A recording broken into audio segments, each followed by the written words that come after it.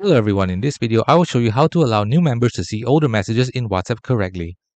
So first up, there is currently no setting in WhatsApp groups to automatically allow new members to see older messages. New members can only view messages sent after they join. To share past conversations, you must manually send the message history to the new member by using the export chat feature and sharing the resulting text file by manually sending screenshots or by resending important old messages individually.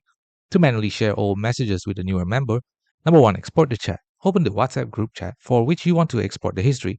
Tap the group's name at the top to open the group's info screen. Scroll down and tap on More. Select Export Chat and choose whether to include media or not, and then select your new member as the recipient of the exported text file. Number 2, share screenshots. Take screenshots of important discussions on messages you want to share, and then send these screenshots directly to the new member. And finally, number 3, resend all messages. You can reply to all messages, and the new member will see the message and your reply. Alternatively, you can manually select individual messages and send them to the new member. Some note on a future feature. WhatsApp has tested and may release a recent history sharing feature in the future, which will automatically share a limited portion of the group's history, for example in the last 24 hours, with new members. However, this feature is not currently available in the stable release of the app. Thanks for watching. Don't forget to like and subscribe for more videos.